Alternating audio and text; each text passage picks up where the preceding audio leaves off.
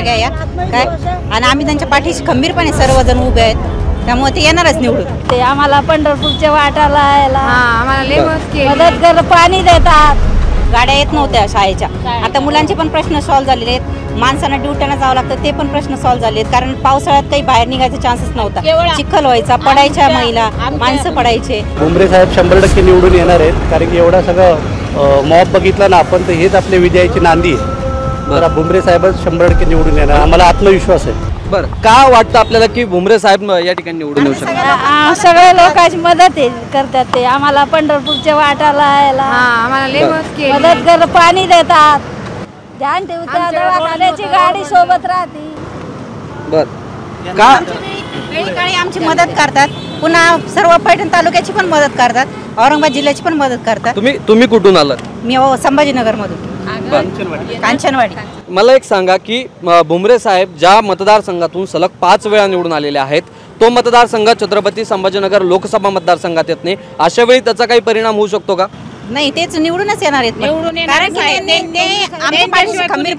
खंबीरपणे आहेत ते आमच्या मागे, त्याच्यामुळे ते निवडूनच येणार आहेत.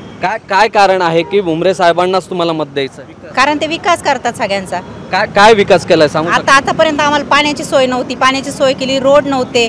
पुन्हा आम्हाला काही मदत लागली तर तेव्हा पण अवेळी येतात, म्हणजे मदत करतात पुन्हा ते.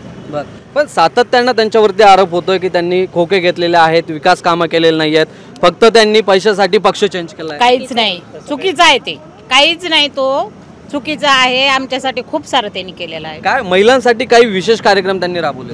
हो, खूप सारे केलेले. काय राबवले? त्यांनी शिवण क्लास घेतलेले आहेत, परत अजून बचत गटाचं केलेलं आहे. सातत्यानं त्यांच्यावरती आरोप होतोय की ते या मतदारसंघातले नाही आहेत, त्यांना या ठिकाणी मतदान करू नका किंवा ते निवडून येणार नाही, अशी ओरड विरोधकांकडून केली. असं नाही होणार भैया, काय आम्हाला अपेक्षा, आम्ही त्यांच्या पाठीशी उभे आहेत आणि अफवा आहेत सगळ्या या काय, आणि आम्ही त्यांच्या पाठीशी खंबीरपणे सर्वजण उभे आहेत, त्यामुळे ते येणारच निवडून. नाही येतच ना पाणी, असं कसं होणार आहे?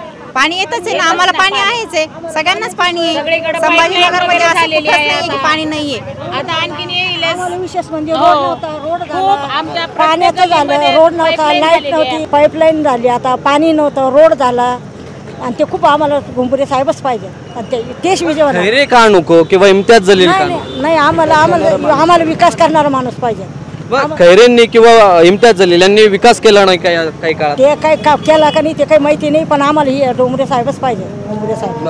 काय सांगाल दादा, काय परिस्थिती एकंदरीत त्या ठिकाणी आणि कोण निवडून येईल असं तुम्हाला वाटतं? भुमरे साहेब 100% निवडून येणार आहेत, कारण की एवढा सगळं मॉब बघितला ना आपण, तर हेच आपल्या विजयाची नांदी आहे.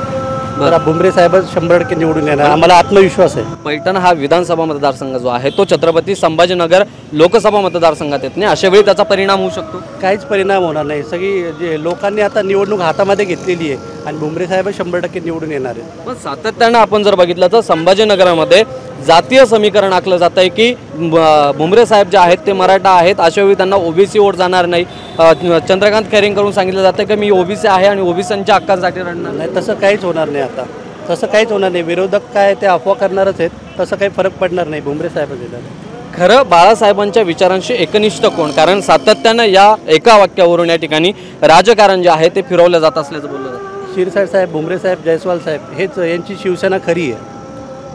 तर काय नेमकी का भुमरे साहेबच तुम्हाला निवडून द्यायचे, काय कारण? विकास कामं त्यांच्या काळामध्ये भरपूर झाले. पालकमंत्री असताना समांतर जलवाहिनीचं काम केलं त्यांनी, आता ते चालू आहे. हरघर जल MGPचं सुद्धा काम केलेलं आहे. ते आता अंतिम टप्प्यामध्ये 1-1.5 वर्षामध्ये सगळ्यांना पाणी येईल, घरोघरी पाणी येईल सगळ्यांना. हर घर न जरी म्हणत असलो तरी हप्त्याला पाणी येतंय, मग अशा वेळी पाणी कुठं? अजून काम झालं नाही ना साहेब, अजून आहे ना अंतिम टप्प्यामध्ये, अजून 1 वर्ष तरी लागेल पूर्ण संभाजीनगर कव्हर करायला. आमचा कांचनवाडी हा पार्ट झालेला आहे, पण अजून पूर्ण संभाजीनगर, हर्सूल साईड झाली, हे सगळे कोपरे अजून बाकी आहेत. त्याच्यामुळे मग 1 वर्ष तरी लागेल अंदाजे.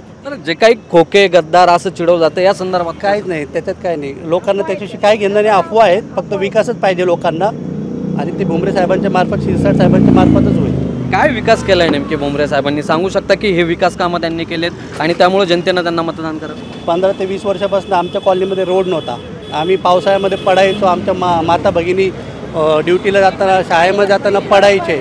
तर भुमरे साहेबांनी, शिरसाट साहेबांनी त्याला मागच्या 2 वर्षामध्ये आम्हाला रस्ता करून दिला. 2.25 कोटीचा रस्ता करून दिला. त्यानंतर स्ट्रीट लाईट आहे, हे ते अजून आम्हाला गार्डन वगैरे करून देतील, म्हणजे आमचा वार्ड डेव्हलप होईल, म्हणजे पूर्ण संभाजीनगर विकास होईल त्याचा. नक्कीच. काय वाटतं ताई, काय सांगाल, कोण विकास करू शकतं छत्रपती संभाजीनगर? भुमरे साहेबच करू शकतात. का भुमरे साहेब करतील असं? कारण त्यांनी आजपर्यंत आम्हाला खूप सेवा दिलेली आहे. बरं.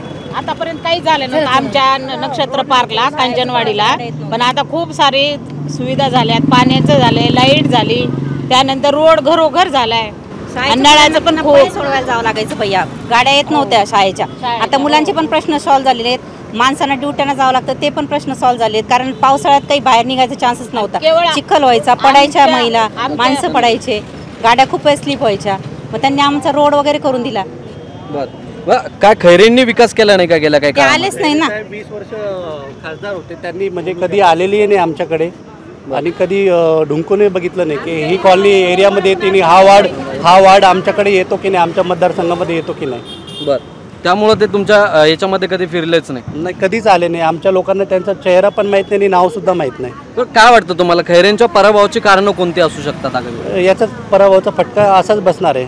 लोकांमध्ये ते मिसळले नाही. आता 5 वर्षसुद्धा ते ॲक्टिव्ह राहिले नाहीत. याच्या अगोदर पण ते जवळपास 3 ते 4 टर्म खासदार होते. लोकांचा विकास केला नाही त्यांनी पूर्ण केलेले आहेत. आम्ही कधी पण त्यांच्यासाठी अर्ध्या रात्री पण उभे. तर एकंदरीतच मित्रांनो, आपण या ठिकाणी जनतेचं जे जनमत आहे ते जाणून घेतलेलं आहे.